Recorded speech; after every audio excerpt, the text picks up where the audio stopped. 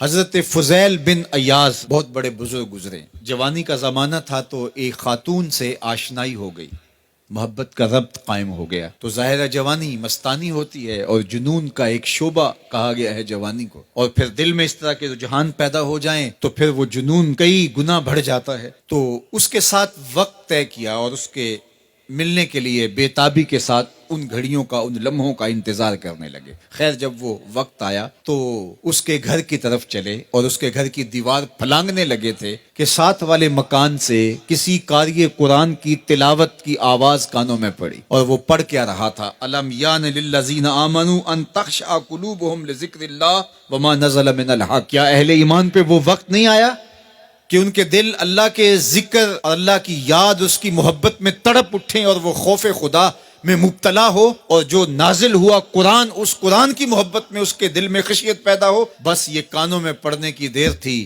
کہ دوبارہ گلی میں چھلانگ لگائی اور کہا میرے اوپر وہ وقت آ گیا ہے، اور جنگلوں کو روتے ہوئے نکلے. اور حضرت فضیل بن ایاز پھر ولیوں کے امام قرار پائے. اس آیت نے ان کی زندگی بدل دی. کسی کی 30 سال، کسی کی 40 برس، کسی کی 50 سال، کسی کی 60 سال زندگی یہاں موجود لوگوں میں سے کسی کی اس سے بھی زیادہ اور کسی کی کم. اس آیت کریمہ کو ذرا اپنے اوپر وارد کریں تو اللہ ہمیں نصیب کر دے کہ ہمارے دل تیرے خوف سے کانپ اٹھے اور تیری خشیت سے ہمارے دل لرز اٹھیں، اور قرآن کے ساتھ ہمارا ربط مضبوط اور مستحکم ہو جائے، اور ہم یہ اقرار کرتے ہوئے تیرے حضور حاضر ہو جائیں، مالک وہ وقت آ گیا ہے کہ ہمارے دل تیری یاد سے، تیری محبت سے، تیرے پیار سے مالا مال ہو گئے، اور اپنی باقی زندگی ہم تیرے پیار میں، تیری محبت میں اور تیری یاد میں بسر کریں گے. حدیث پاک میں آتا ہے کہ اگر کوئی شخص اللہ کے خوف سے رویا اور اللہ کے خوف سے رونے کی وجہ سے اس کی پلکوں کے بالوں میں سے ایک بال کی جڑ گیلی ہو گئی تو قیامت کے دن وہ بال کھڑا ہو جائے گا، اللہ یا تو مجھے نکال لے یا اسے جنت عطا فرما دے. تو اللہ جل شانہ اس بال کو تو آنکھ سے نہیں نوچے گا، بلکہ اس شخص کو اللہ جنت عطا فرما دے گا. اللہ اکبر. گناہگار کی آنکھ کا پانی اللہ کے غصے کی آگ کو ٹھنڈا کر دیتا ہے. اس لیے ہمیں رونے کا کہا گیا، فَلْيَضْحَكُوا قَلِيلًا وَلْيَبْكُوا كَثِيرًا. اللہ اکبر. ارشاد فرمایا کہ تھوڑا ہنسا کرو، زیادہ رویا کرو. صحابہ کو ہنستے ہوئے دیکھا تو آقا کریم علیہ السلام نے فرمایا کہ تمہارے تک اللہ کی امان نہیں پہنچی اور تم ہنس رہے ہو. عرض کی حضور اس کا کفارہ؟ تو فرمایا اس کا کفارہ یہ ہے کہ جتنا ہنسے ہو اتنا ہی تمہیں رونا پڑے گا. میں اور آپ ذرا اپنی زندگی پر غور و تدبر کریں. ہماری زندگی میں ہنسنا زیادہ ہے یا رونا زیادہ ہے؟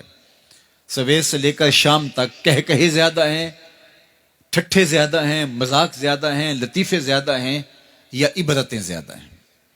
تفکر زیادہ ہے، تدبر زیادہ ہے، سوچ بچار زیادہ ہے، یاد الہی میں تڑپنا زیادہ ہے، آنکھوں سے یاد خدا میں بہنے والے آنسو زیادہ ہیں، یا غفلت سے پھوٹتے ہوئے کہے زیادہ ہیں؟ مجھے اور آپ کو اپنی زندگی کا ضرور محاسبہ کرنا چاہیے. ٹھٹھوں سے، مذاق سے ہماری مجلسیں بھرپور ہوتی ہیں. ہم دن میں جتنا ہنستے ہیں کیا اس کا 10واں حصہ بھی ہم تنہائی میں بیٹھ کے اللہ کی یاد میں روتے ہیں؟ اگر ایسا ہے تو مبارک ہو، اور اگر ایسا نہیں ہے تو اللہ سے آنسو مانگو، اللہ سے درد مانگو، اس کی یاد میں رونا مانگو، اس کے ذکر میں تڑپنا مانگو، اس کی محبت میں بے تابیاں مانگو، آنسو مانگو، سسکیاں مانگو. تڑپنے پھڑکنے کی توفیق دے، دل مرتضی سوز صدیق دے. اس کے حضور عرض کرو کہ مالک ہمیں تڑپ دے، ہمیں سوز و گداز دے، ہمیں کیف و سرور کی دنیا نصیب فرما دے، ہماری آنکھوں کو آنسوؤں کا جمال عطا کر دے. اور اگر ہماری آنکھوں میں آنسو نہیں ہیں، ہمارے پاس کہے ہیں، کہتے ہیں جو ہنستا ہوا گناہ کرے گا وہ روتا ہوا جہنم میں جائے گا، اور جس نے یہاں دکھ سہے، تکلیفیں سہی، آلام سہے، اس کے بدلے میں اللہ تعالیٰ اس کو وہاں راحتیں عطا فرمائے گا.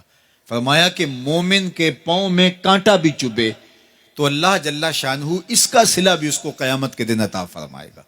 تو یہ جو تفکرات ہیں، یہ جو دکھ آتے ہیں، یہ جو تکلیفیں آتی ہیں، مصائب آتے ہیں، مشکلات آتی ہیں، اذیتیں ہمیں پہنچتی ہیں، تو اس پر صبر کرنا چاہیے اور اللہ کا شکر ادا کرنا چاہیے کہ ہم ان مصائب سے گزر رہے ہیں، ان مشکلوں سے گزر رہے ہیں. اور اگر کسی شخص کی زندگی میں دکھ ہے ہی نہیں، سکھ ہی سکھ ہیں، تو پھر وہ سمجھے کہ وہ فتنے میں مبتلا ہے. اس لیے زندگی کے اندر یہ آنے والی تکلیفیں، زندگی میں ملنے والے دکھ، اذیتیں، یہ اللہ تعالیٰ کی طرف سے ہمارے اوپر ایک انعام ہے، اور اللہ تعالیٰ جل شانہ اس کے بدلے میں ہمیں آخرت میں صلہ عطا فرمانے والا ہے. تو فرمایا رجل ذکر اللہ خالیا ففاضت عیناہ، وہ شخص جس نے تنہائی میں بیٹھ کے اللہ کا ذکر کیا، اللہ کو یاد کیا، اور پھر کیا ہوا؟ فرمایا اس کی آنکھوں سے آنسو ٹپکنے لگے. تو میرے اور آپ کے آقا و مولا نے فرمایا قیامت کے دن جب کوئی سایہ نہیں ہوگا، یاد الہی میں رونے والے کو اللہ اپنے عرش کا ٹھنڈا سایہ عطا فرما دے گا.